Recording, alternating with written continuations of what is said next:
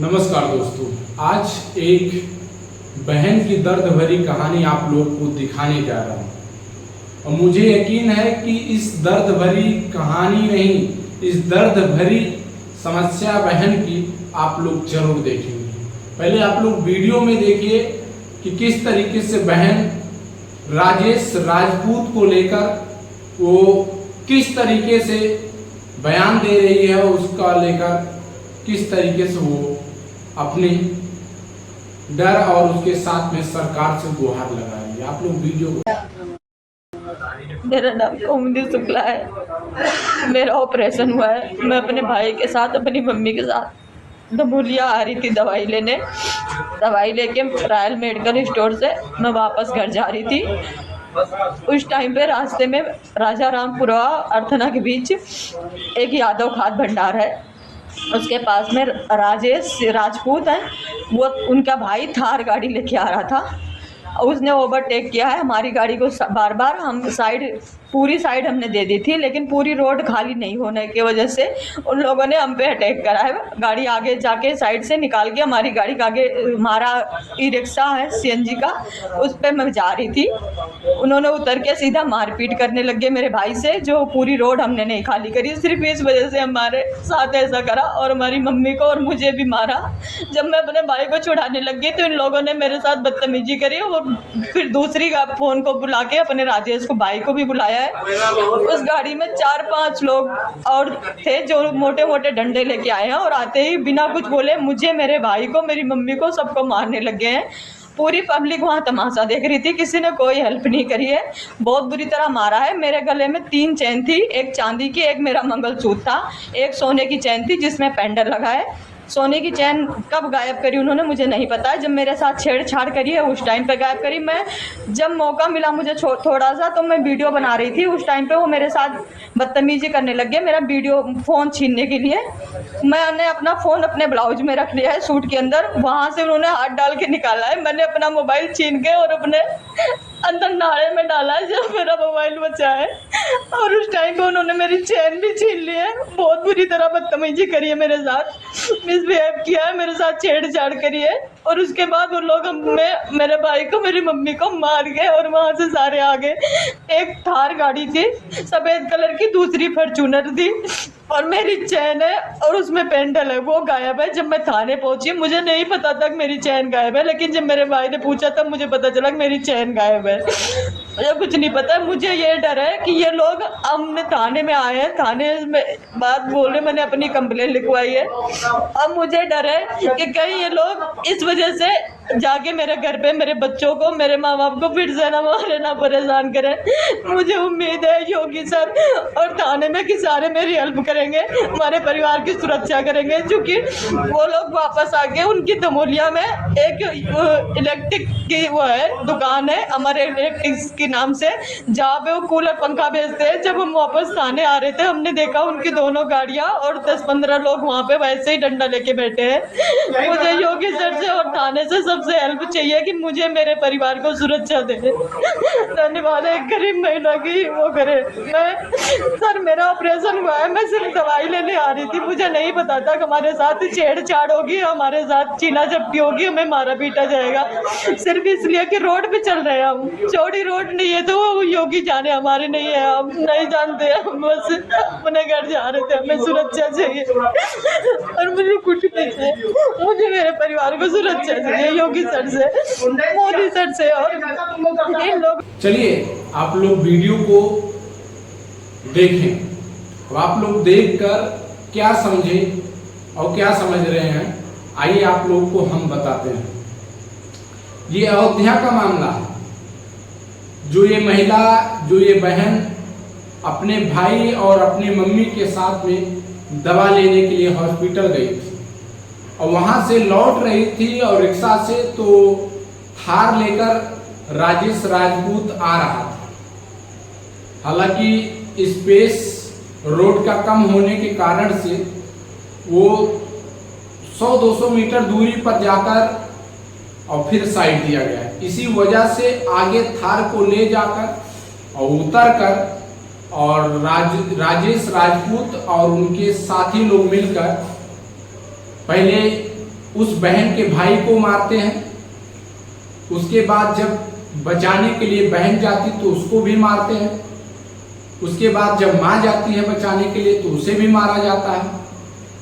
और उसके बावजूद जब मारने के बाद भी फोन किया जाता है राजेश राजपूत के द्वारा, तो एक फॉर्च्यूनर में कुछ गुंडे लोग आते हैं, जैसा कि बहन के द्वारा आरोप लगाया जा रहा है, और उसमें कुछ जो गुंडे रहते हैं वो डंडा लेकर आते हैं। उसके बाद उतर कर वो भी लोग मारना पीटना स्टार्ट कर देते हैं। आप लोगों ने वीडियो देखा कि वो बहन किसी तरीके से वीडियो जब बनाना स्टार्ट की तो लोग मोबाइल को छीनने का प्रयास कर रहे थे, और जब उस टाइम मोबाइल छीनने का प्रयास कर रहे थे और नहीं कर पाए तो वो बहन अपने ब्लाउज में रख ली। वो महिला अपने ब्लाउज में मोबाइल डाल दी और ब्लाउज में हाथ डालकर उस मोबाइल को निकाला गया, जैसा कि उस महिला और बहन की बयान है।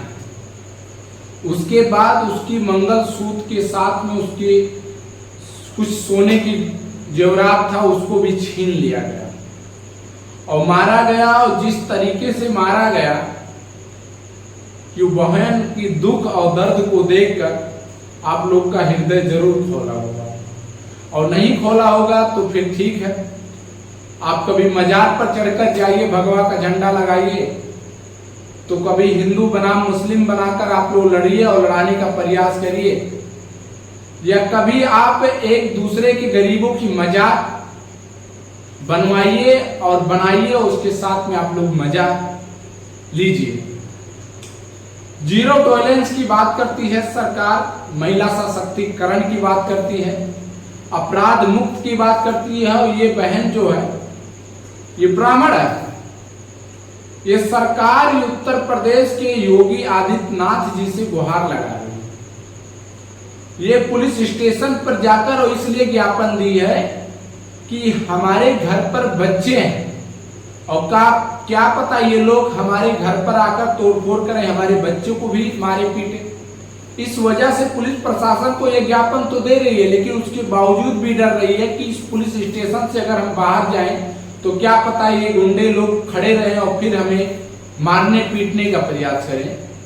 क्योंकि इसलिए मैं बता रहा हूं कि जो बहन अपने ब्लाउज में मोबाइल रखती है, उस ब्लाउज में हाथ डालकर गुंडों के द्वारा मोबाइल को छीन लिया जाता है। वजह यह था कि वो वीडियो बनाई थी।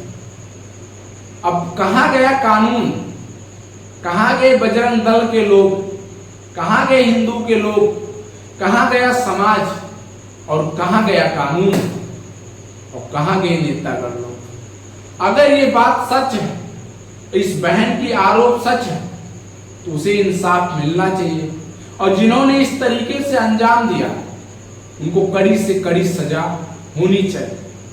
यही उत्तर प्रदेश है, यही उत्तर प्रदेश है जो विपक्ष पार्टी राहुल गांधी जी आज एक हफ्ते से वोट को लेकर, एक हफ्ते से चुनाव आयोग को लेकर, एक हफ्ते से सरकार को लेकर कोई ना कोई पोल, कोई ना कोई विस्फोट कर ही रहे हैं, और पूरे देश में चुनाव आयोग की चोरी, सरकार की नाकामी और बेईमानी सामने आ गया। ये सब मुद्दा आज लेकर धरना प्रदर्शन दिल्ली में दिया जा रहा था, और ऐसे ही उत्तर प्रदेश के फतेहपुर से एक मामला निकल कर आया है, जो 200 साल पुराना मंदिर को लेकर बजरंग दल और हिंदू के लोग और बीजेपी के जिला अध्यक्ष मुकुमपाल जी के द्वारा बताया जाता है कि 11 तारीख को पूजा करेंगे, वहां पे जाकर भगवा का झंडा गाड़ेंगे, चाहे कुछ भी हो जाए। ये पुलिस प्रशासन को 2-3 दिन पहले ज्ञापन दिया जाता है, या शायद ऐसे कुछ दिया जाता है। अब आप लोग बताइए कि 200 साल पुराना का वो जो मंदिर था उसे तोड़ के मजार और अकबरा बना दिया गया। लेकिन मैं आप लोगों से बोलना चाहता हूं, जो आज भविष्य के लिए, अपने रोजगार रोटी के लिए नहीं लड़ रहे हैं, लेकिन भगवा का झंडा उठा के और बजरंग दल के अध्यक्ष और उसके साथ में नेताओं के कहने से चले गए उस मजार पर और वहां पे भगवा झंडा गाड़ने के लिए। बहुत बहुत धन्यवाद आप लोगों का कि आप लोग इस तरीके से काम कर रहे हैं। लेकिन हम कहते हैं कि यही झंडा और यही खून, यही रुतबा जब 20,000 स्कूलों को मर्ज किया गया गरीबों को, तब कहां गए आप लोग? जब एक बोरा खाद के लिए किसान को मारा गया दौड़ा दौड़ा के, तब आप लोग कहां गए?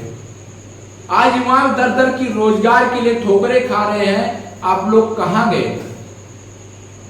एक मस्जिद, मंदिर और हिंदू और मुस्लिम को लेकर आप लोग के ऊपर कितनी बड़ी जिम्मेदारियां और सवार है कि आप लोग चढ़े जाते हैं और जाकर उस मजार पर, उसे अकबरा पर आप लोग झंडा गाड़ देते हैं।